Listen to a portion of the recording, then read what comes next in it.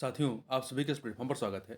यहाँ पर हम लोग आगामी आरओ-एआरओ 2023 की प्रारंभिक परीक्षा, जो कि आपकी फरवरी 2024 में होनी है, उसके लिए टेस्ट सीरीज़ या प्रैक्टिस सेट देख रहे हैं और इसी कड़ी में हम लोग जो है, डिकोड एग्ज़ाम नाम से जो एक कोचिंग संस्था है, जिनके द्वारा इसको लेकर के टेस्ट सीरीज़ कराई गई है, तो उन्हीं के एक टेस्ट पेपर को यहाँ पर हम लोग कंप्लीट करेंगे। तो यह आपका सामान्य अध्ययन से संबंधित जो प्रश्न पत्र आता है, जिसमें आपके 60 प्रश्न पूछे जाएँगे, उस प्रश्न पत्र को यहाँ पर हम लोग एक सॉल्व करेंगे। तो चलिए प्रारंभ करते हैं। निम्नलिखित युग्मों पर विचार करना है। ये तत्सम तद्भव के जोड़े दिए गए हैं, 6 जोड़े हैं। हमें बताना है इनमें से कौन से जो हैं तत्सम तद्भव के जोड़े जो हैं वो सही हैं। तो देखिए पहला, मृच्छण का मक्खन होता है। मृच्छण आपका तत्सम है, जबकि मक्खन उसका तद्भव है, ये सही है आपका।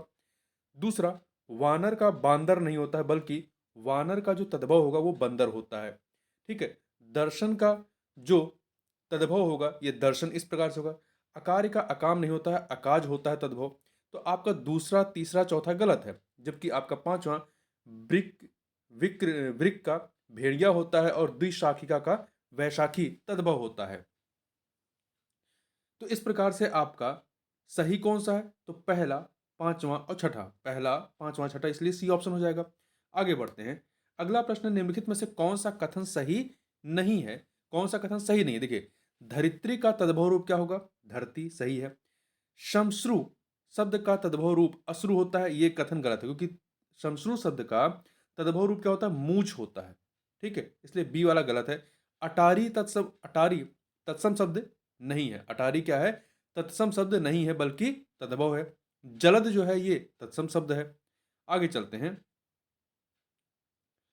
अगला है, निम्नलिखित में से तत्सम शब्द की पहचान कीजिए। इन चारों में से तत्सम शब्द कौन सा है, ये हमें बताना है। देखिए, तो इनमें से देखिए आपका शाकल, सहिजन, सुहाग, ये तीनों शाकल, सहिजन, सुहाग, ये क्या है आपके? ये तद्भव हैं। ठीक है। जबकि शाटी जो है ये तत्सम है। तो देखिए यहां पर आपका शाकल ये तद्भव, इसका तत्सम क्या है? श्रृंखला है। सहिजन का शोभाजन तत्सम है। सुहाग का सौभाग्य है। ठीक है। तो इस प्रकार से इसको ध्यान रखिएगा। आगे चलते हैं।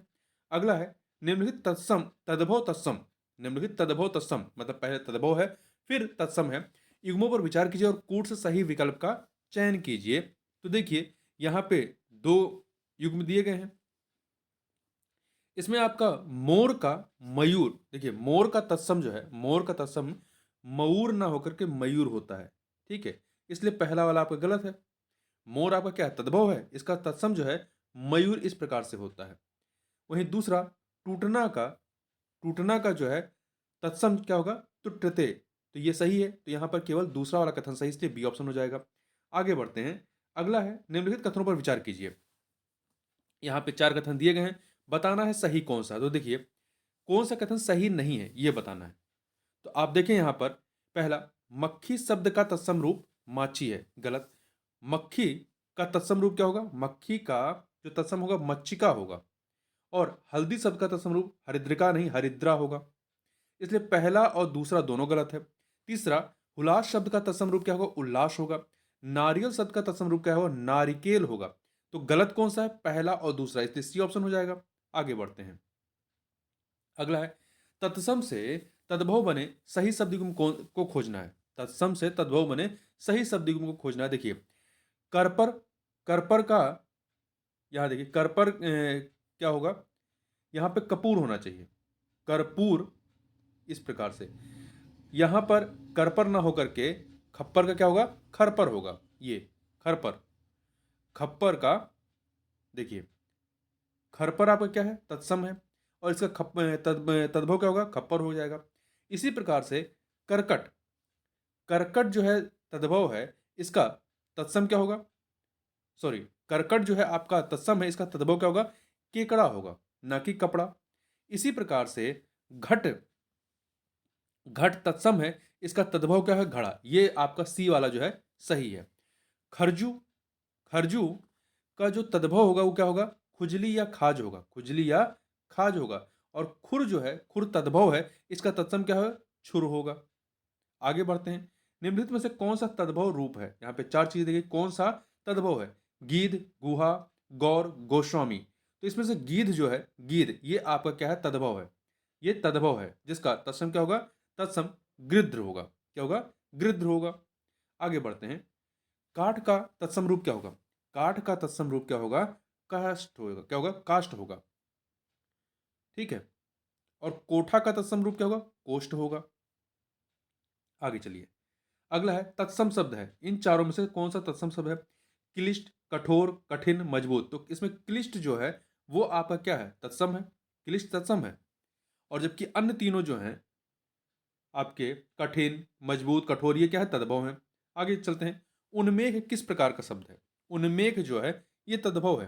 क्या है? उन्मेघ तद्भव है। और आगे बढ़ते हैं। अगला प्रश्न है, शुद्ध वाक्य का चयन करना है। चार वाक्य दिए गए, इसमें से शुद्ध वाक्य कौन सा है ये बताना है। तो देखिए पहला, कंस की हत्या कृष्ण ने की थी। कंस की हत्या कृष्ण ने की थी, गलत है। इसका शुद्ध क्या होगा? कंस का वध, हत्या नहीं, वध कृष्ण ने किया था। ठीक है। दूसरा, उनका रहन सहन का स्तर ऊंचा है। उनका रहन सहन का स्तर ऊंचा है, तो इसका क्या होगा? उनके रहन सहन का स्तर ऊंचा है। इसी प्रकार से आप सी को देखें, इस समस्या की औसत उसके पास है। इस समस्या की औसत उसके पास नहीं, इस समस्या का समाधान उसके पास है। तो इस प्रकार से इसमें सही क्या है? नेताजी की मृत्यु दुखद है। डी वाला आपका सही है। आगे बढ़ते हैं। निम्नलिखित में से शुद्ध वर्तनी वाले शब्दों की पहचान कीजिए। कौन सा शुद्ध वर्तनी वाला शब्द है? तो इसमें से देखिए, हतिबुद्ध, वहिरंग, पटाक्षेप, साम्राज्य, ये सभी के सभी क्या है? अशुद्ध है। तो इसका शुद्ध क्या है? हतिबुद्ध का हत बुद्धि होगा। इस प्रकार से बहिरंग, वहिरंग का नहीं होता, बहिरंग होता है। वाह नहीं होता, बा होता है। पटाक्षेप का इस प्रकार से पटाक्षेप होता है, छा होता है, छतरी वाला छा होता है, ना कि छतरी वाला छा। ठीक है। साम्राज्य नहीं होता, साम्राज्य होता है, साम्राज्य होता है, सापे आ की मात्रा होता है। आगे बढ़ते हैं। तो इसलिए यहां पे डी ऑप्शन हो जाएगा, इनमें से कोई नहीं। आगे है क्वेश्चन नंबर 13। निम्नलिखित में से एक शब्द वर्तनी की दृष्टि से शुद्ध है। कौन से शुद्ध है? तो इसमें देखिए आपका उन्नतशील, निर्दोषी, सौभाग्यशील, ये सभी गलत है। सर्वोत्तम ये सही है। उन्नतशील, देखिए उन्नतशील नहीं होता, उन्नतिशील होता है। निर्दोषी नहीं होता है, निर्दोष होता है। ठीक है। इसी प्रकार सौभाग्यशील नहीं होता, सौभाग्यशाली होता है। सौभाग्यशील नहीं होता, सौभाग्यशाली होता है। आगे चलते हैं। अगला है, निम्नलिखित में से शुद्ध वाक्य को पहचाना है। चार वाक्यों में से शुद्ध वाक्य कौन सा है? शुद्ध वाक्य कौन सा है? यहां देखिए, यहां पर यहां यहां यहां अशोभनीय वातावरण उपस्थित है, तो ये गलत है। इसका शुद्ध क्या होगा? यहां अशोभनीय वातावरण है। वातावरण है, यहां उपस्थित जो है लगाने की जरूरत नहीं। यहां अशोभनीय वातावरण है। वहीं बी ऑप्शन देखें, उसने शीशा तोड़ा और भाग गया। उसने शीशा तोड़ा और भाग गया, वह शीशा तोड़कर भाग गया। उसने शीशा तोड़ा और भाग गया नहीं, वह शीशा तोड़कर भाग गया। ठीक है।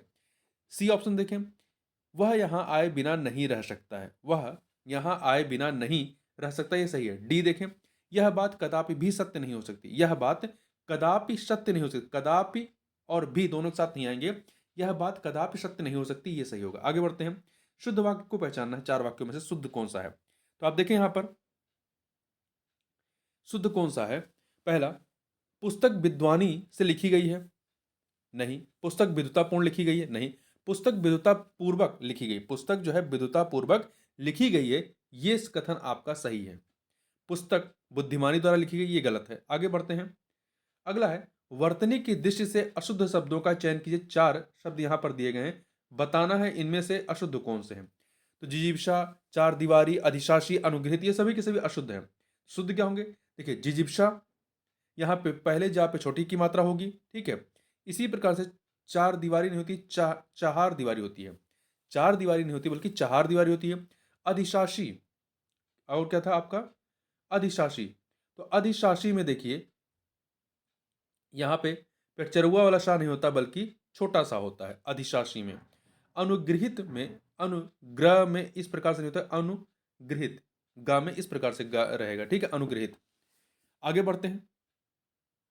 अगला है, मानव मात्र को गीता के महात्म से परिचित होना अनिवार्य है। रेखांकित शब्द को हमें शुद्ध करना है। महात्म, तो महात्म की वर्तनी क्या होगी? सही। देखिए बी ऑप्शन, महात्म। महात्म जो है आधा ता होता है, पूरा ता नहीं होता, आधा ता, आधा मा और या होता है महात्म में। आगे बढ़ते हैं। अगला है, निम्नलिखित वाक्यों में से शुद्ध वाक्य का चयन कीजिए। कौन सा वाक्य शुद्ध है चार वाक्यों में से? तो तो देखिए पहला, तुलसी और सूर अवधि और ब्रजभाषी के श्रेष्ठ कवि हैं, ये गलत है। डी वाला ऑप्शन आप पढ़िए। तुलसी और सूर क्रमशः, यहाँ पे क्रमशः लगेगा, तुलसी और सूर क्रमशः तुलसी अवधि के और सूर ब्रजभाषा के श्रेष्ठ कवि हैं। आगे बढ़ते हैं। अगला है, कौन सा वाक्य शुद्ध है? चार वाक्यों में से कौन सा शुद्ध है? कुत्ते ने बिल्ली को मारा, कुत्ता ने बिल्ली को मारी, कुत्ता ने बिल्ली को मारता है, कुत्ता बिल्ली को मारा। तो यह ये ऑप्शन देखें, कुत्ते ने बिल्ली को मारा, ये सही है। आगे बढ़ते हैं। अगला है, प्रश्न में एक अधोलिखित शब्द है, उसके नीचे लिखे शब्दों में से तीन अशुद्ध रूप में लिखे गए हैं, शुद्ध रूप में लिखे शब्द का चयन करना है। प्रधानमंत्री के भाषण की श्रुति लीप उसने उसी समय ले ली। श्रुति लीप, तो यहाँ पे बी ऑप्शन देखिए, श्रुत लीप, ये आपका सही। श्रुति लीप नहीं होता, श्रुत लीप होता है। आगे चलते हैं। अगला है, निम्नलिखित वाक्यांश के लिए एक शब्द युग्म पर विचार करना है और यहाँ पे चार दिए गए, इनमें से बताना है इनमें से कौन सा या से सही है। तो देखिए, वह कन्या जिसके साथ विवाह का वचन दिया गया वाग्बद्ध नहीं होता है, क्या होता है? वाग्दत्ता होता है, वाग्दत्ता होता है। इसी प्रकार से जो किसी बात को तुरंत सोच ले उसे कुशाग्र बुद्धि नहीं कहते हैं, उसे प्रत्युत्पन्नमति कहते हैं, प्रत्युत्पन्नमति कहते हैं। ठीक है। इसी प्रकार से बिना पढ़ा हुआ अंश अपभ्रंश नहीं होता है, वह अपठित होता है। क्या होता है? अपठित होता है।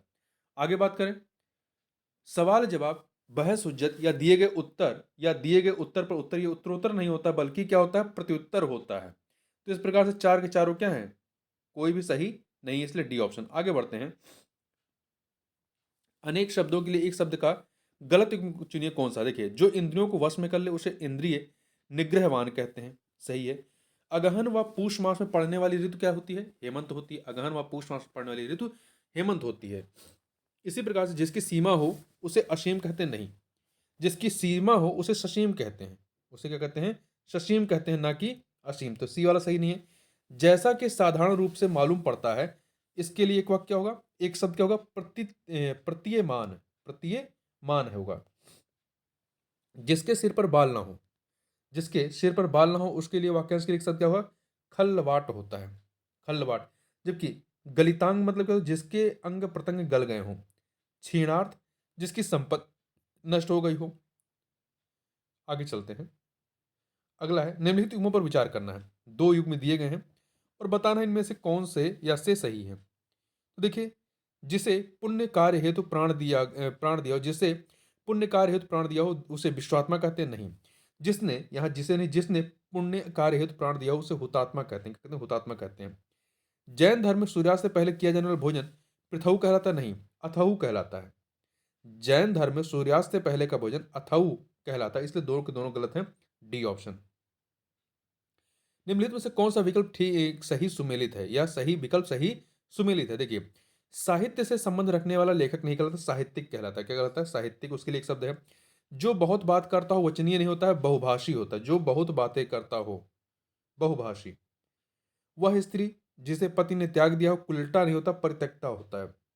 और वही डी ऑप्शन, विवाह के बाद स्त्री को पति कुल से मिलने वाला धन अन्वाधेय कहलाता है। क्या कहलाता है? विवाह के बाद स्त्री को पति कुल से मिलने वाला धन अन्वाधेय कहलाता है, अन्वाधेय। आगे चलते हैं। मदिरा पीने का प्याला, मदिरा मदिरा पीने का प्याला के लिए एक शब्द क्या होगा? इसे चष्क कहते हैं। वर्तनी याद रखिए, चष्क कहते हैं। अगला है, कठोर परिश्रम का परिणाम आंखों के सामने था। रेखांकित शब्द के लिए एक शब्द क्या होगा? आंखों के सामने था, मतलब प्रत्यक्ष था। तो सी ऑप्शन। आगे बढ़िए। अगला है, दिए गए वाक्य के लिए एक शब्द का चयन करना है। पाप करने के बाद स्वयं दंड पाना, पाप करने के बाद स्वयं दंड पाना, इसे प्रायश्चित कहते हैं। क्या कहते हैं? प्रायश्चित कहते हैं। अगला प्रश्न है आपका, नीचे दिए गए शब्द के लिए सर्वाधिक उपयुक्त अर्थव्यंजक विकल्प चुनना है। मूढ़ चेता, मूढ़ चेता का मतलब क्या हो? जिसकी मति मूढ़ हो। मूढ़ चेता का मतलब जिसकी मति मूढ़ हो उसे मूढ़ चेता कहते हैं। मूढ़ का अर्थ मूर्ख होता है। आगे चलते हैं। अगला प्रश्न, जीने की इच्छा के लिए एक शब्द क्या होगा? इसके लिए क्या होता है? जिजीविषा होता है। जीने की इच्छा मतलब जिजीविषा होता है। जिज्ञासु मतलब जानने की इच्छा रखने वाला। वहीं वहीं जिगीषु क्या होता है? किसी पर विजय पाने की इच्छा रखने वाला जिगूषु कहलाता है। और पिपासु, जिसे पानी या किसी अन्य वस्तु को पीने की प्यास हो। आगे चलते हैं। अगला प्रश्न है, परस्पर विपरीतार्थक विपरीतार्थी विपी विपरीतार्थी शब्दों के कौन से जोड़े निम्नलिखित में से सही नहीं है? तो आप यहां पर देखें, देखिए विराट का जो है छोटापन नहीं होता, विराट का जो विपरीत होगा वो क्षुद्र होगा, विराट का क्षुद्र होगा। और साहचर्य का अलगाव सही है, ग्रस्त का मुक्त सही है, इप्सित का जो है अभिपिषित नहीं होगा, अनिप्सित होगा, इप्सित का अनिप्सित होगा। तो इस पहला और चौथा सही नहीं है, बी ऑप्शन। आगे चलिए, निम्नलिखित में से कौन सा शब्द दाता का विलोम नहीं है या विपरीतार्थी नहीं है? तो देखिए दाता का विलोम जो है आपका शुम भी होगा, याचक होगा, ग्रहिता होगा, पर अदलित नहीं होगा, अदलित नहीं होगा, अदलित दलित का विलोम होगा। आगे चलिए, संकीर्ण का विलोम क्या होगा? संकीर्ण का विलोम जो है विकीर्ण होगा, संकीर्ण का विकीर्ण होगा। अगला है, विलोम की दृष्टि से निम्नलिखित में से शुद्ध युग्मों की पहचान करना है। यहाँ पे 4 युग्म दिए गए हैं, कौन से सही है? देखिए, विहित का आपका निर्मित नहीं होता, विहित का क्या होगा? निषिद्ध होगा, विहित का निषिद्ध होगा।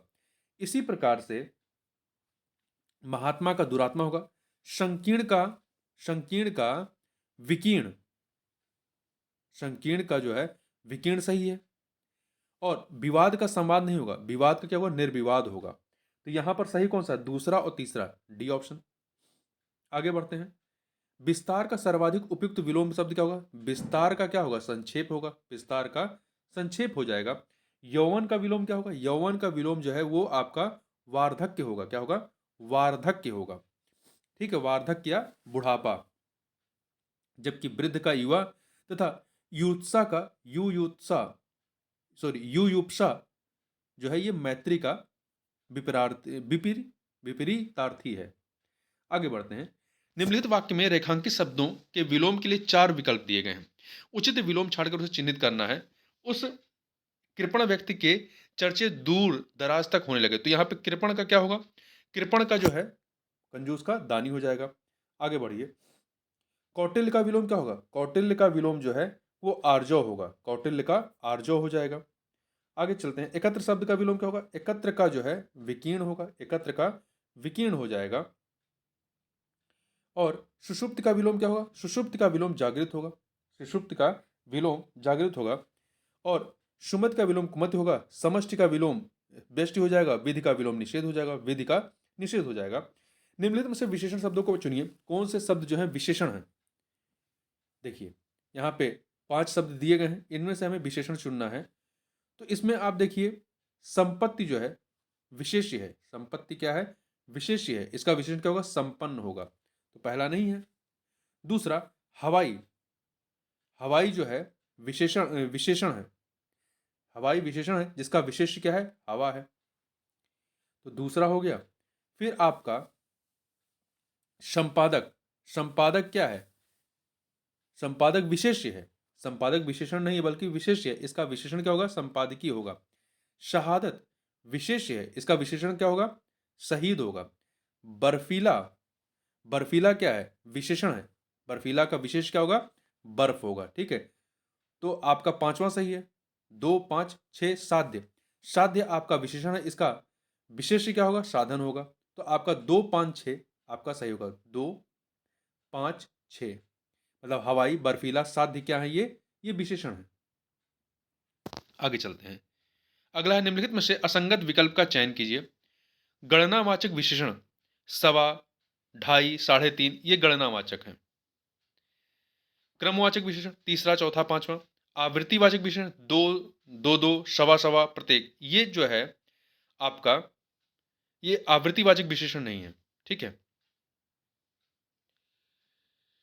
देखिए, जिन विशेषण शब्दों में शब्दों से संज्ञा या सर्वनाम की संख्या का बोध हो वे संख्यावाचक विशेषण होते हैं,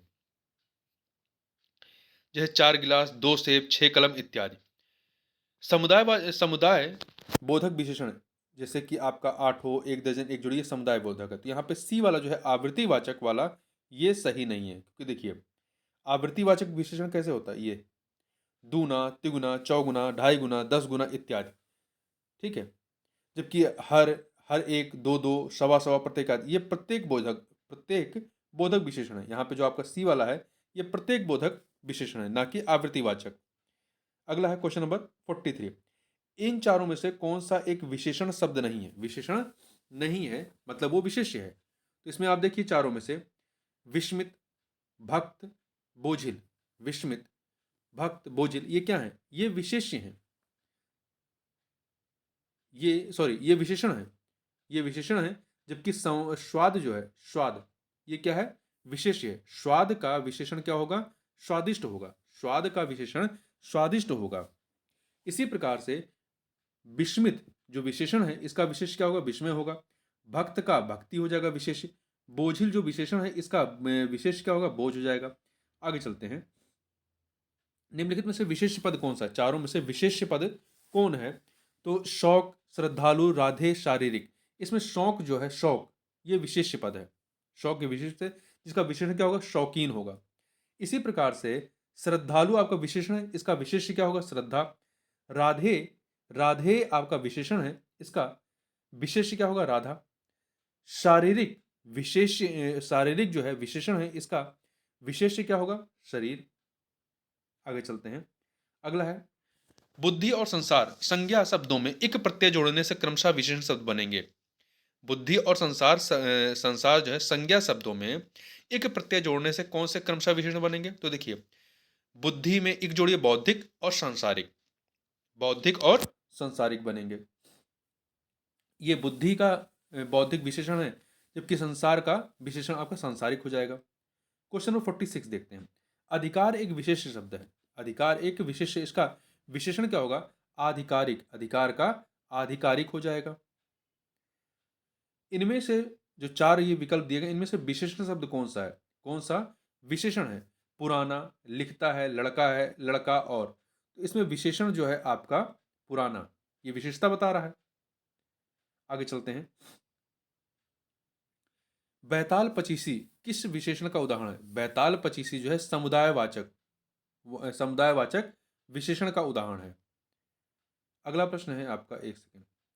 ऋषि संज्ञा मतलब ये विशेष्य है, शब्द से विशेषण शब्द क्या बनेगा? ऋषि का विशेषण क्या होगा? ऋषि का विशेषण क्या हो जाएगा?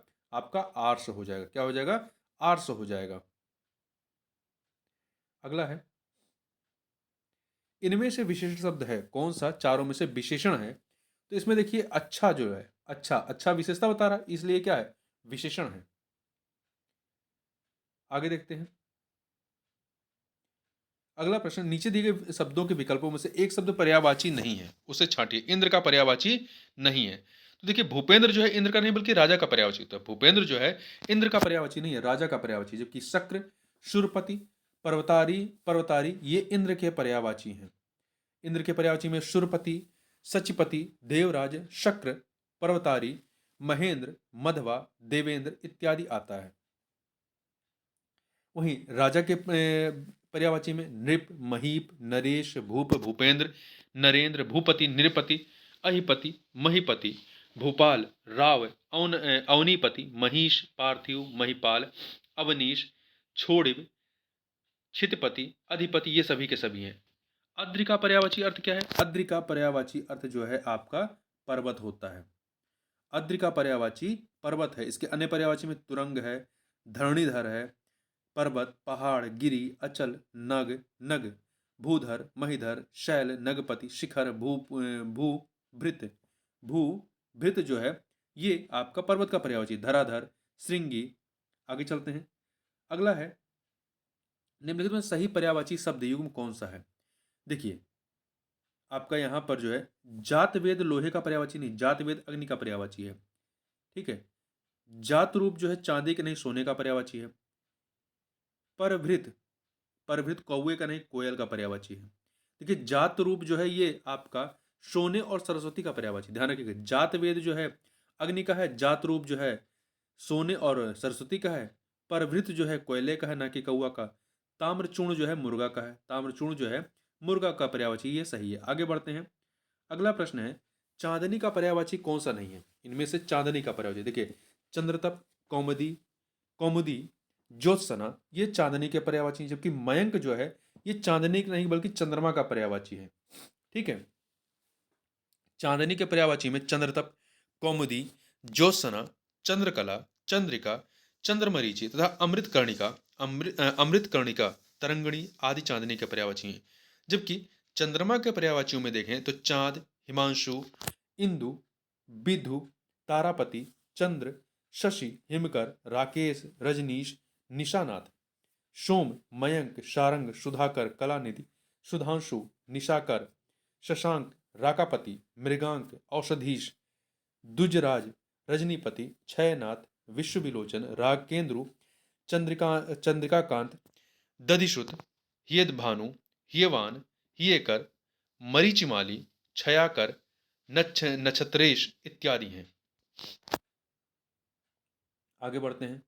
अगला प्रश्न है, निम्नलिखित में से कौन सा शब्द सरस्वती का पर्यायवाची नहीं है? तो देखिए, बीड़ा पाड़ी, बीड़ा पाड़ी, महाश्वेता, भारती, ये सभी सरस्वती के पर्यायवाची हैं, परंतु पद्मा जो है सरस्वती का नहीं बल्कि लक्ष्मी का पर्यायवाची है। ठीक है, तो सरस्वती के पर्यायवाची में भारती, बीड़ा पाड़ी, महाश्वेता, इला, वागीश, कर्णिका, ब्राह्मी, गिरा, निधात्री, वागेश्वरी, शारदा इत्यादि हैं। जबकि लक्ष्मी की पर्यायवाची में कमला, लक्ष्मी के पर्याय कमला, पद्मा, रमा, हरिप्रिया, श्री लक्ष्मी का पर्यायवाची है, इंदिरा, पद्मासना, पद्मानना, लोकमाता, छरोदा, क्षीरोदतनया, समुद्रजा, भार्गवी, विष्णुवल्लभा, सिंधुजा, समुद्रजा, विष्णुप्रिया, चपला, सिंधुसुता, ये सभी लक्ष्मी के पर्यायवाची हैं। अगला है, निम्नलिखित में से कौन सा शब्द अरण्य का पर्यायवाची शब्द नहीं है? अरण्य, देखिए, अरण्य का पर्यायवाची कौन सा नहीं है? कांतार, विपिन, कानन, कांतार, विपिन, कानन, ये सभी के सभी क्या हैं? अरण्य, वन के पर्यायवाची हैं। शुरभोग जो है, शुरभोग ये अमृत का पर्यायवाची है।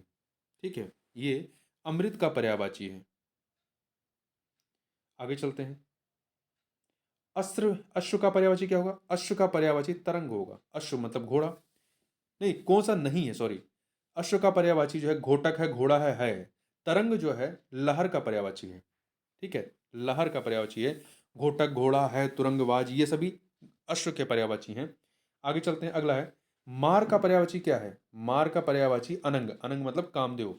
मार अनंग का पर्यायवाची है और ये कामदेव का पर्यायवाची है। मार के अन्य पर्यायवाची में काम, कंदर्प, मदन, मनमथ, मनोज, मनसिज, केतन, मकरध्वज, पंचशर, रतिपति, स्मर इत्यादि हैं। ठीक है, आगे चलते हैं। पत्थर का पर्यायवाची कौन सा नहीं है?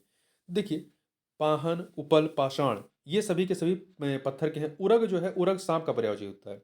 उरग सांप का है। पाहन, उपल, पाषाण, प्रस्तर आदि पत्थर के हैं। सांप के पर्यायवाची में सर्प आता है, नाग है, अहि, व्याल, भुजंग, विषधर, उरग, पनग, फड़ी, चक्षुश्रुआ, श्वसनोत्सुक, पवनासन, फड़धर इत्यादि है। आगे बढ़ते हैं। अगला है, कौन सा शब्द अहि का पर्यायवाची नहीं है? अहि, अहि मतलब सांप। तो देखिए, उरग, सरीसृप, पवनाश, ये सभी के सभी जो हैं आपके अहि सांप के पर्यायवाची। परंतु सिंघूर जो है, सिंघूर ये आपका सांप का पर्यायवाची नहीं है। तो इस चीज को आप यहाँ पे ध्यान रखिएगा। तो इस वीडियो में बस इतना ही। मिलते हैं नेक्स्ट वीडियो में, तब तक के लिए बहुत बहुत धन्यवाद।